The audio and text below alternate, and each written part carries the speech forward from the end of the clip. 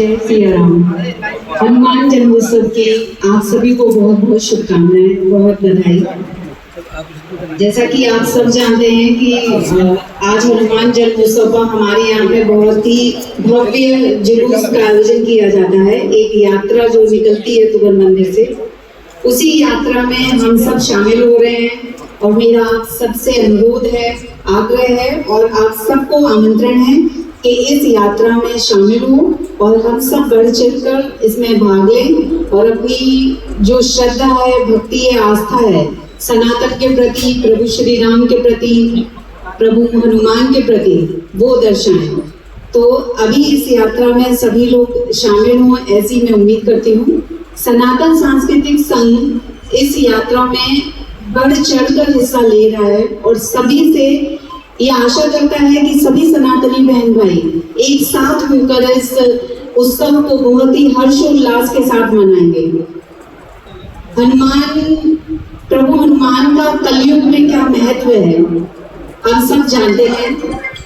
वो अजर अमर हैं और एकमात्र ऐसे ईश्वर हैं, भगवान हैं, देव हैं जो इस कलयुग में भी विराजमान हैं और वो जब तक रहेंगे, जब तक ये सृष्टि रहेगी, ब्रह्मांड रहेगा।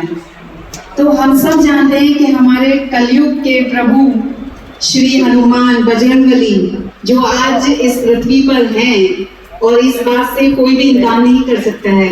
आज उनका जन्मोत्सव है जिसे हम बहुत ही श्रद्धा, प्रेम भाव से मनाने जा रहे हैं। सनातन सांस्कृतिक संघ ने ये आयोजन इसलिए रखा है ताकि इस कार्यक्रम में हम शामिल हो सकें, अपना योगदान दे सकें।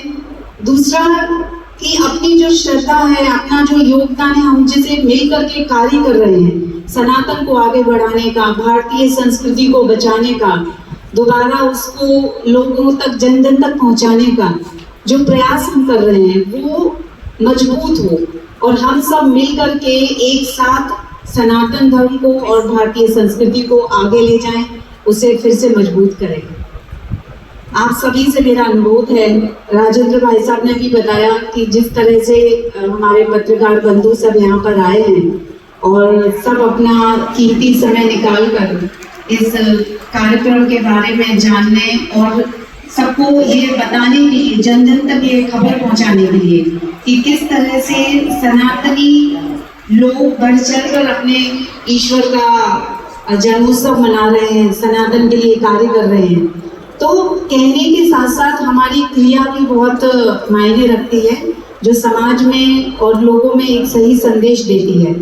तो आज के इस कार्यक्रम में जिस तरह से हम शामिल हुए हैं, शाम को जुलूस में तुगन मंदिर से जो शुरू होगा उसमें भी आप सब लोग आमंत्रित हैं। कृपा करके सभी लोग आएं और बहुत ही हर्षोल्लास के साथ हम इस यात्रा को निकालें और संपूर्ण करें। आप सभी को बहुत बहुत धन्यवाद यहाँ आने के लिए और अपना समय देने के लिए। मंच पर उपस्थित विश्वकर्मा जी, माननीय संध्या जी, राजन भाई साहब, मनोज जी, बाकी हमारे सभी पत्रकार बंधु, हमारी बहनें जो बहुत एक्टिव हैं, हर तरह से कोई कार्यक्रम हो ना हो लेकिन वो हमेशा एक्टिव रहते हैं और मैं इस बात की बहुत प्रशंसा भी करती हूँ और मुझे बहुत गर्व भी होता है कि ललितपुर जो कि इतना प्रगतिशील नहीं है वर्तमान में, लेकिन फिर भी यहाँ के लोगों में जो जज्बा है, जो कार्य करने की क्षमता है और जो अभी ये नया जोश जो हमारी यूथ में दिखाई दे रहा है वो बहुत ही सराहनीय है।